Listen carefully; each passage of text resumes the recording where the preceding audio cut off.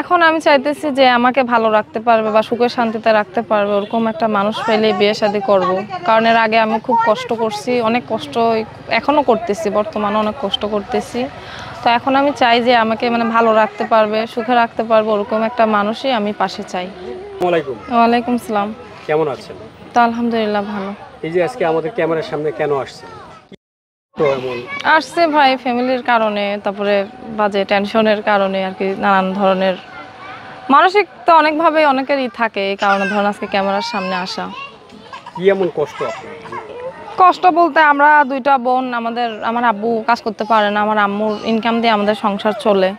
তো আমি যাই হোক প্রেম করে আর কি বিয়ের সাথে করছিলাম, সেটাও স্বামী ভালো না, ধরেন নেশা পানি করে অন্যান্য মেয়েদের সাথে প্রেম করে, সব নানান কারণের জন্য স্বামীরও মানে ছাইড়া দিছি। মানে প্রেম করে বিয়ে করছেন? হ্যাঁ আমি প্রেম করে বিয়ে করছিলাম। বেশি না, 3-4 মাস। 3-4 মাস প্রেম করে বিয়ে করছেন? হ্যাঁ 3-4 মাসের প্রেম সংসার করে। করছেন কতদিন? 1 বছরের মতো সংসার আর কি করছিলাম। 1 বছর? এই যে 1 বছরের মাথায় ভালোবাসা শেষ হয়ে গেল কেন? এখন তো বুঝতে পারি না, মানুষ তো চিনা যায় না, দূরত্ব না, তার মানুষ বোঝা যায় না কে কেমন, হয়তো কাছে গেলে সে না বোঝা যায় মানুষের কেমন। ধরেন 3-4 মাস কথাবার্তা বলছি, প্রেম করছি, তারপরে বিয়ে শাদী করছি, 1 বছর মতো আর কি সংসার করছি, অনেক ঝাই ঝামেলা করে আর কি সংসার করছিলাম। তারপরে দেখি একদমই মানে খারাপ, সংসার করা সম্ভব হয় না, এই কারণে পরে ছাইড়া দিছি। তারপরে কি ডিভোর্স দিয়ে দিয়েছেন? হ্যাঁ ডিভোর্স দিয়ে দিছি। স্বামী দিয়েছে? আমি দিয়ে দিছি। এখন কি করতেছেন? এখন চাইতেছি, আমার তো একটা বাচ্চা আছে, আমার একটা মেয়ে বাবু আছে, তো এখন চাইতেছি যে আমার বাচ্চার যদি দায়িত্ব নেয় কেউ, এরকম কোন ভালো একটা মানুষ পাই, তাহলে হয়তো কথাবার্তা বলবো, যদি ওরকম দায়িত্ব নেয় আমার বাচ্চা, তাহলে হয়তো। দেশের বাড়ি ফরিদপুরে। হ্যাঁ ফরিদপুরে। আপনার এই যে দেশের বাড়িতে কোনো বিয়ে শাদীর অফার আছে? হ্যাঁ আসে তো, ধরেন একটু যে আপনার বউ আছে, তারপরে আবার সেরকম অর্থ সম্পদ নাই, এই কারণে আর কি ধরেন বসা হয় না। কারণ দেখেন শুনেন ভাই, আমার যেহেতু একটা বাচ্চা আছে, আমি যদি একজনের কাছে বিয়ে বসি, আমার তো এটা দেখতে হবে যে সে তার সংসার চালায়, আমাকে চালাইতে পারবে কিনা, এটা দেখেই তো বিয়েটা বসতে হবে। তো ওরকম যদি মানুষ পাই তাহলে অবশ্যই বিয়ে করব। এমনি পারিবারিকভাবে কোনো বিয়ের অফার আসে না? হ্যাঁ বললাম তো আসে, ধরেন এই যে বয়সটা ধরেন অনেক বেশি হয়ে যায়, কিংবা ধরেন অর্থ মানে আমরা যেরকম গরিব এরকমই ধরেন গরিব মানুষই আর কি ধরেন পাই। তো যদি এরকম গরিব হয় তাহলে তো হবে না, একটু টাকা পয়সা থাকলে কেন তারও সংসার চালাইতে পারলো, আমাদেরও চালাইতে পারলো, টাকা পয়সাওয়ালা। হ্যাঁ এরকম। হ্যাঁ হ্যাঁ এটাই।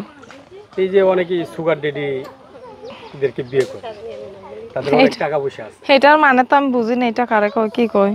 একটু বয়স্ক লোক, অনেক টাকা পয়সা আছে, গাড়ি বাড়ি আছে, এরকম লোক হলে কি বিয়ে শাদী করবে? হ্যাঁ অবশ্যই করব, যদি এরকম আমাকে চালাইতে পারে, আমার বাচ্চাকে দায়িত্ব নিতে পারে, তাহলে অবশ্যই করব। তাহলে কি টাকাকে বিয়ে করবেন না মানুষকে বিয়ে করবেন? না মানুষকে তো বিয়ে করবো, কিন্তু আমার সুখে দুঃখে তো আমার পাশে থাকতে হবে, তাই না? দেখা গেল আমার একটা বিপদ হইলো, এমনও সময় এলো সে কিছুই করতে পারলো না, তাহলে তো ওরকম মানুষ আমি মনে করি বিয়ে না করাটাই ভালো। না পাশে থাকতে পারলো, না কোনো টাকা পয়সা দিয়ে হেল্প করতে পারলো, তাহলে তো এরকম মানুষ। একজন বয়স্ক মানুষকে বিয়ে করে, হ্যাঁ সে তো বেশি দিন বাঁচবে না। ও এতটাও আবার বয়স্ক মানুষকে বিয়ে করবো না যে কিনা সে বেশি দিনই বাঁচবে না, ওরকম মানুষকে বিয়ে করবো যে কিনা। আপনার তো বয়স কত? আমার বয়স 21। আপনি একজন 21 বছরের নারী, যুবতী, বলতে গেলে যুবতী, এই বয়সে আপনি ডিভোর্স হয়েছে। এখন তো ডিভোর্স তো বললামই যে স্বামী ভালো না দেখে তো ডিভোর্সটা হয়েছে, আর নাহলে কি আর হইতো বলেন? এখন যদি আপনাকে কেউ বিয়ে না করে প্রেম করতে চায়, আগে বিয়ের আগে যদি প্রেম করতে চায় তাহলে কি করবেন? হ্যাঁ যদি এরকম মানুষ পাই তাহলে করবো, সমস্যা কি?